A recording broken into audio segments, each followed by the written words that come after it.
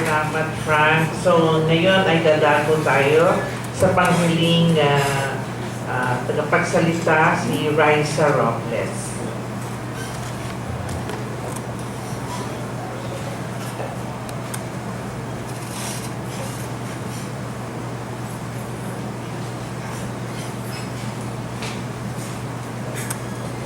Sorry.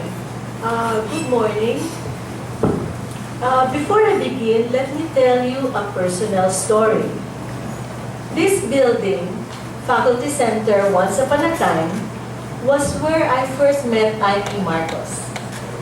She was the main actor in a Tagalog version of Animal Farm, directed by Professor Jonas Sebastian. I was the play's stage manager. I recall that Jonas had to change some of her lines because these would hit too close to home. Because Animal Farm was about a revolution that went bad, just like what was then happening with Marcos' revolution from the center.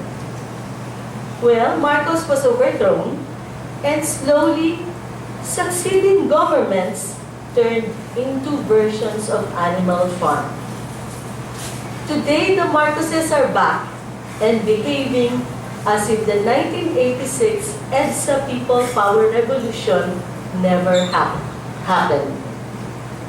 A growing number of Filipinos, many of them born after EDSA, are even hoping to put Senator Ferdinand Bongbong Marcos in Malacanang Palace 2 years from now. Let me try to deconstruct how Ferdinand Marcos, a brutal, murderous, and greedy dictator, could even be considered a hero by a number of Filipinos 25 years after his death and 28 years after his tyrannical rule. Let me try to deconstruct how his widow Imelda and their 3 children are now back in the highest ranks of society and much admired. It's a key lesson to all grafters. Steal small, you end up in jail. You've got to still dig like the Marcoses. I use the word steal without equivocation because the Swiss Federal Court itself described in its 2003 ruling that returned close to $1 billion of what the Marcos loot had become, that all that money was, and I quote, of criminal origin. If that is the case, why is no Marcos in jail? In fact, why are 3 of them in positions of power? Let me offer 2 reasons. 1. The foremost reason is that the generation that overthrew the Marcos conjugal dictatorship thought the regime was so brutal and so greedy in its accumulation of wealth and power that people did not need further reminding of it. The people power generation forgot to document all these for future generations. Your generation. Sure, Nick Joaquin came out with a book, Quartet of the Tiger Moon, and there was that coffee table book on people power, but I think they're all out of stock. But to this day, the history of the Filipino people written by UP historians Teodoro Agoncillo and Milagros Guerrero, which a lot of schools continue to use as their history textbooks, has not been updated to include the Marcos years and the years afterward. Consequently, the succeeding generations really have no idea why si Malakas at si Maganda, the powerful and the beautiful, that was the myth propagated by the Marcos couple about themselves, are really si Marahas at si Mapurot. In Waray, Mapurot means ugly and undesirable. Part of the reason is that many intellectuals who could have written about that period and that era were co-opted by the dictatorship to become propagandists or to turn out think tank reports. They are therefore ashamed to reveal what they did during martial law. The building where the UP Asian Center used to be was the seat of Marcos think tank. Do you know what that building is across the college? It was called the Philippine Center for Advanced Studies, or PICAS. Its head was Colonel Joe Almonte. Whatever study Marcos wanted, it churned out. I know because as a young graduate of UP Diliman, I was hired to do radio scripts for its Kasaysayan ng Lahing Pilipino series. I quit before the series touched on Marcos. In the absence of an extensive history covering the Marcos regime, the Marcos family was able to hawk the following myths to new voters. 1. Martial law was a benevolent dictatorship. 2. There were no human rights abuses during the period. As Senator Bongbong Marcos said, the alleged victims are only after money. 3. The economy boomed under Marcos. And 4. Marcos was the greatest president since he built the most number of infrastructure, notably the Cultural Center, Folk Arts Theater, Film Center, Heart Center, Kidney Center, Lung Center, and the San Juanico Bridge, the Bridge of Love. You can see this particular claim all over the social networking sites, Facebook and YouTube. I'll take this up now one by one. Marcos called his regime a benevolent dictatorship, a smiling martial law. The reality, as Dr. Maceda pointed out, fear prevailed throughout the country and the smile was grotesque. In the Catholic school which I attended, a directive came down from the nuns after martial law was declared. Henceforth, during lunchtime, we were banned from eating 3 or more to a table because that could be a form of illegal assembly. What do girls not even in their teens know about subversion? I had no idea what it meant at that time. But that was how much Marcos controlled the population. The military and the police could also pick up anybody at will on the street or right in their homes. And one had to be very careful about making jokes about the Marcoses and the new society in public. It was really only after the Marcoses fell that Filipinos got to know the full horror of the new society.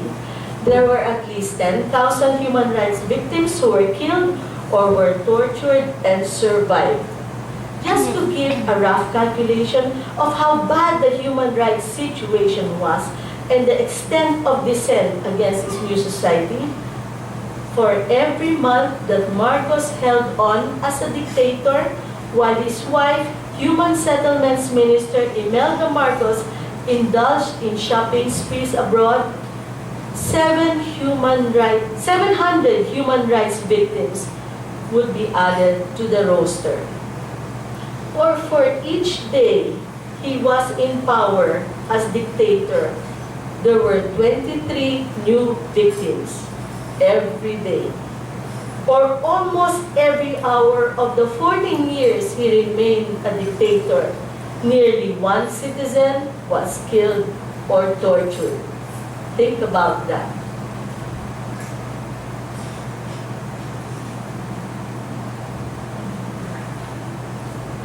Even the beautiful governor of Ilocos Norte, Rehimeng Marcos, has blood in her hands. A student named Archimedes Trajano once questioned her. He was from Mapua. Why is it that did the daughter of the president have to be the head of the Kabataang Barangay? That was the question. That's very tame if you compare to the questions these days. But the next time he was found, he was dead.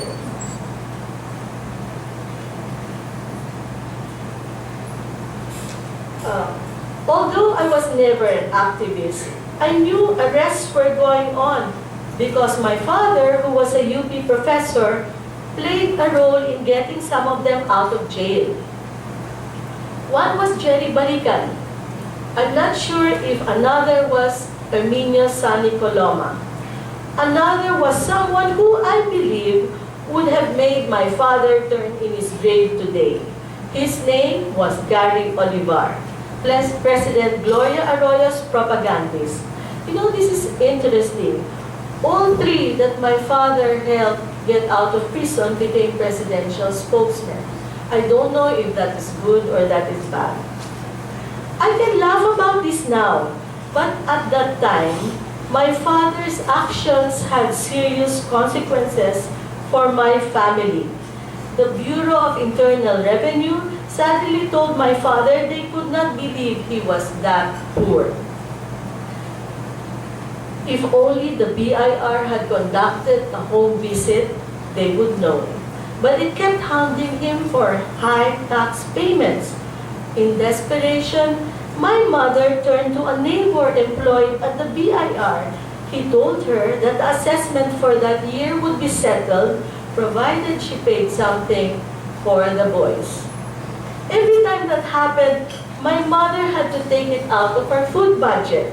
I remember there were times we were able to eat only because a customer of my mom, she saw dresses at that time, and she had very interesting clients. The wife of Kit Tatad. Kit Tatad was my dad's student in UST. The wife of the General Rocky Ileto, because Olga, the late Olga Ileto, was her best friend. Well, we got to eat when a customer would suddenly pay her. Okay. And so, even though I wasn't an activist, I knew firsthand the consequences of dissent against Marcos. And that's not all. Marcos and his in-laws, the Romualdeses, had nearly total control of Philippine media, the TV, the radio, the newspapers. The Marcos Romualdez-controlled media did not show the true extent of crime in the country, and especially the Mindanao Wars. The wars when Nur Miswari, Hashim Salamat, and Murad Ibrahim fought as one under the banner of the Moro National Liberation Front.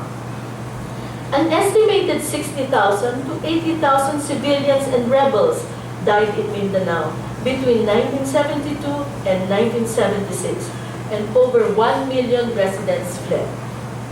Marcos redrew the southern Philippine map, wrenched Palawan away from Mindanao, partitioned the south, and gave this to his various military commanders to govern. Marcos' actions in Mindanao and the ignorance of the people of Luzon about this, that's including me, would fuel mistrust between the two populations and add to the misunderstanding of why the Muslim South wants autonomy to this day. Let me go now to Marcos' achievements during martial law. It is true that he built those buildings and the bridge in the 20 years he was in power, from December 30, 1965 to February 25, 1986. But at what cost? And how much was his commission? How much was his tongpats? When he became president in 1965, the Philippine foreign debt was less than $1 billion. By the time he and his family fled, this had ballooned to $27 billion, a nearly $26 billion increase. That's over $1 billion every year. The Presidential Commission on Good Government that was formed in 1986 estimated that the Marcoses had managed to loot up to $10 billion. That's 40% of what the regime borrowed. But those who love him never talk about the foreign debt his government left behind, nor did they talk about one other key achievement of his governance: the substantial devaluation of the Philippine peso. When Marcos was elected in 1965 on the promise that this nation will be great again, the value of the peso was 3.90 to the dollar. When he proclaimed martial law in order to build a new society in 1972, the peso had sunk to 6.77 per dollar. When Senator Benigno Ninoy Aquino was assassinated in 1983, the peso plummeted to 11 pesos per dollar, and when the Marcoses fled in 1986, it was 20 pesos per dollar. Those are the real achievements of Marcos: a $26 billion increase in foreign debt, a nose-diving peso from 3.90 to 20 pesos per dollar, and possibly $20 billion in payoffs. On top of this, there is the grinding poverty symbolized by Manila's Smoky Mountain and the export of Filipinos as slave labor to the Middle East. Please consider this. According to the 2003 judgment issued by the former Supreme Court Chief Justice Renato Corona, actually, he was my good source before all of this happened. Corona decided on civil case 0141, or the civil forfeiture case against the Marcoses. He said the Marcos couple's net worth was $957,487.75, or under $1 million when they fled in 1986. So how did the Marcoses even account for the $356 million which the Swiss government unilaterally froze in 1986 and gave back to the Philippine government with interest? In addition, how does Imelda Marcos account for her 3 jewelry collections worth a combined $4 million? Last month, one collection was awarded to the Philippine government, but last week, Senator Bongbong Marcos submitted an appeal to have the decision reversed, saying the government never specified this particular collection in its forfeiture suit. This is the collection they accidentally left behind in their case to flee from the mob. He also said a curious thing last week. He said, and I quote, he was talking about why President Aquino had to apologize to Hong Kong. He said, the refusal to apologize, I find hard to understand. That's what he said. This raises serious questions. Why Bongbong Marcos wants to be president in the first place? Is it to quash all pending cases against the Marcos family and to retrieve the assets? The government has hinted it will auction off the jewelry. That would be a gross mistake. The jewelry belongs to the Filipino people. It was acquired with the blood of human rights victims and the shattered promise of a better future. It is part of our process of remembering as a people the grand-scale plunder and corruption that took place during the dictatorship, and that should never happen again. Do you know, I tried to obtain photos of the jewelry from PCGG, and I was told not yet because this is under litigation. But do you know that the same pieces of contested jewelry have been published in a coffee table book called Thoroughly Imelda? The public does remember Imelda Marcos jewelry, but in the wrong context. The jewelry projects her as a patroness of the arts and a lover of the true the good and the beautiful. It does not remember her as the shopaholic who diverted for her own pleasure the tax money that should have helped the poor. For Marcos lovers like Irene Binluan, and this I found on Facebook, such displays of corrupt practices apparently does not matter. She wrote on the Facebook page of Marcos' daughter, Aimee, and I quote, "I love the Marcoses. During the time of his presidency, despite of his corruption, at the same time, he also did good for the country. The streets was cleaner, not much street crimes. The Philippines was one of the richest in Asia." Now let's replace the word Marcos with Hitler and use Germany instead of the Philippines and see how that reads. I love Hitler. During the time of the chancellorship, despite of his corruption, at the same time, he also did good for the country. The streets was cleaner, not much street crimes. Germany was one of the richest in Europe. Unfair? Not at all. Marcos himself disclosed that one of the things he studied in preparation for declaring martial law was how Hitler took control of Germany.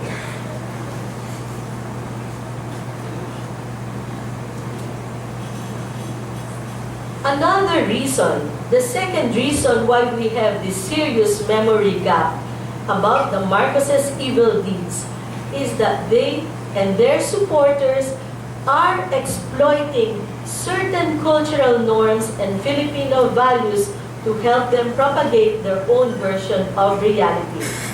Here are 4 such norms. The first norm is respect your elder. Ferdinand Marcos exploited this by calling himself Apo, which in Ilocano means elder person in authority. Tama ba? And Imelda Marcos, no matter how foolish she sounds and how much in debt she sunk the Philippine treasury because of her wanton shopping sprees, is still accorded similar respect because she's old. One of the things I vividly remember the day after the Marcoses fled was my visit inside Malacanang Palace. As a political reporter for Business Day newspaper, I was able to get inside the palace and I could go anywhere. I went into all the bedrooms of Ferdinand Marcos and Imelda Marcos. These were all big, but they were both dark because of all the bulletproof glass that was installed. But the Marcos children's bedrooms were all dark and they were all small. Anyway, Bea Zobel, wife of Jaime Zobel, and her friend Mercy Tuazon were both inside helping to tally up the goods that had been left behind. Have you seen Rustan's? I remember one of them telling me. I said no. They led me to a room beneath Imelda's room. All her shoes were there, plus stacks and stacks of underwear and brasiers. But one thing that struck me was inside her bathroom. It was a huge bottle of branded perfume, which was nearly as tall as I am and as big as I am. I don't think you could have finished it by spraying it in one lifetime unless you bathed in it.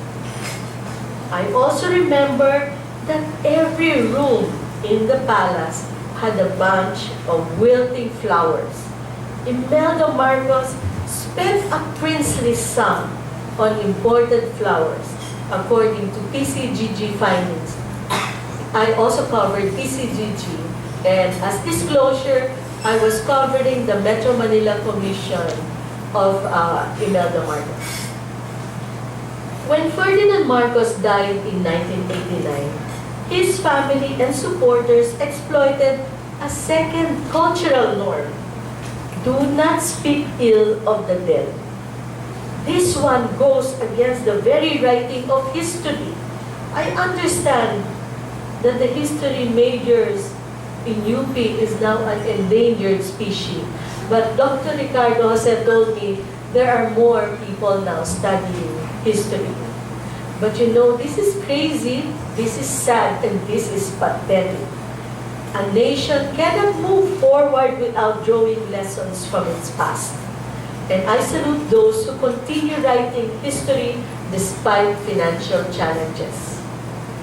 The third cultural norm that Marcos lovers throw at critics is forgive your enemies. A person who does not forgive his enemies is often labeled vindictive. And if he's a politician, is called politically vindictive. I remember that during the presidency of Corazon Aquino, the Board of Censors Chief Manulik Morato told the public to stop demonizing Marcos in the spirit of reconciliation. We are now reaping the consequences of that advice. Marcos' children and his wife to this day insist their father did no wrong. There were no human rights violations, and he is the country's greatest president. The fourth cultural norm has very serious implications for the country's future, and this is, do not bring the sins of the father on his children. Even the left-wing activist, former Congressman Satur Ocampo, justified Bayan Muna's strange political alliance with Bongbong Marcos in 2010 using this very argument. Ocampo said, "We are not collecting from the sun." He forgot what the son said, that they're only after money. The human rights victims are only after money. In any case, the son has long been in cahoots with his father and mother. He early on tried to get someone to withdraw the stash from Switzerland. In fact, the son is now the legal executor of his father's estate. And long before that, the son was one of the named beneficiaries of the $356 million Swiss bank accounts. You see, the Marcoses' secret Swiss accounts were all under pseudonyms, but the Marcos couple had to sign separate bank documents saying they own these accounts. They also had to sign another set of papers naming their beneficiaries in case they died. In February 2011, I was lucky enough to be seated at the same luncheon table as Senator Bongbong Marcos during a press conference of the Foreign Correspondents Association of the Philippines. I was also able to ask him questions. In answer to my questions, he told me he would continue to pursue a compromise settlement with the government on the Marcos cases and frozen assets. But he refused to confirm that he was named a beneficiary in the Swiss accounts. Here is a direct quote of what he said when I asked him to confirm that he was a named beneficiary of multi-million-dollar accounts in Switzerland. He told me, in public, in front of the other FOCAP correspondents, "I cannot confirm because I haven't seen or read them," meaning the documents. I don't know. I cannot say that I know. Definitely the Swiss money were there, or are there now. It's for us, again, this constant, that people are saying more and more participating in that. That's all that he said. You know, no member of the Marcos family has stood up and said, yes, we own the Swiss accounts. They have done all their fighting through their lawyers there in Switzerland. Poor boy, he hasn't read the documents that his father left in Malacanang. The only reason why we knew of the Marcos Swiss accounts was because of the documents they left behind. I have read copies of those documents. Understandably, the dictator's children are trying to reinstate their father politically, but they are doing it with our tax money. For instance, many key activities of Governor Rehimeng Marcos for Ilocos Norte is intended to praise her father, Ferdinand Marcos. Last year, she held the President Marcos Cup practical shooting contest. She held a rock concert called the Real McCoy Concert 2. She held the Marcos Fiesta 2013 Flash Mob Pool. It's on YouTube. It details the life of Marcos and Imelda in dance. And she also held the first Ferdinand Marcos Sirid Intercollegiate Debates 2013. September 11 last year, Marcos' birthday, she dubbed it Marcos Day. And Rehimeng Marcos held a Little McCoy and Imelda Sing Alike, a Marcos Quiz, a Marcos Heritage Trail free tour. In 2012, the family published a book on the arts and culture of the Marcos era. And of course, there is the year-round exhibit of Marcos wax cadaver, as well as a museum of remembrance. All these are intended to project the Marcos version of history. Before Facebook and Twitter came about, such goings-on would have been confined in Ilocos, but not anymore. The Marcoses are now actively using Facebook and YouTube to project their father as the greatest president this country ever had. Now let's see how attitude to the Marcoses have changed. The social weather stations has tried tracking public sentiment regarding Ferdinand Marcos. Dr. Mahar has said that by 1988, 12 years after Marcos was booted out, SWS took a poll and compared it with previous similar polls it had taken. SWS found out the following. On the statement that Marcos was a thief of the nation's wealth, public opinion shifted from unfavorable in 1986 to neutral in 1995 and 1998. On the statement that he was a brutal and oppressive president, public sentiment had shifted from a split opinion in 1986 to a favorable opinion in 1995 and 1998. On the statement that Imelda Marcos was definitely guilty or not guilty of graft, remember she had a graft case for which she was convicted. SWS found that half thought she was definitely guilty and only 14% said she wasn't. That graft case, she was eventually acquitted because inexplicably, or maybe we could explain it really well, Marcos' cousin Fidel Ramos had a Solicitor General who went up to the Supreme Court and said, we made a mistake, Imelda Marcos did not do it. Remember the cultural norm, do not speak ill of the dead? In 1998, Dr. Mangar Mahangahas of SWS wrote about a remarkable softening of public opinion towards Ferdinand Marcos. And he gave two reasons. He said, part of the softening towards Marcos is simply due to demographics. The old pass away and the youth take their places. But he added, another part in my view was due to the fact that in 1986, Marcos was still alive and unrepentant in exile, whereas in 1995, he was already dead.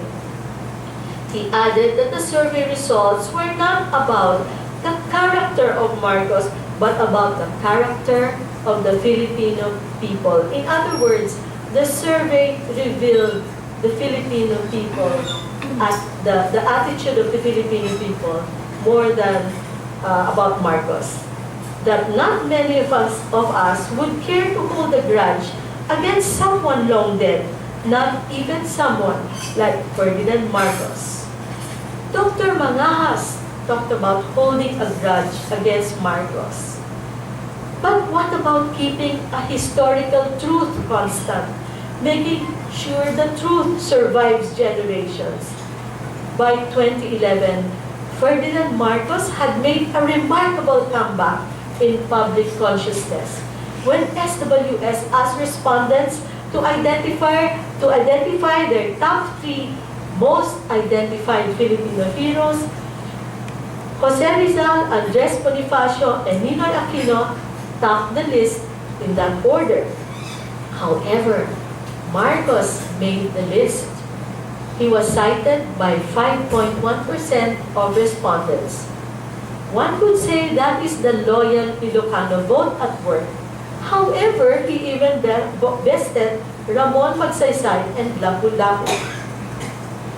A third reason I believe why Marcos has been rehabilitated and the Marcoses are back in power is the kind of leadership we have had since 1992, or 6 years after their fall.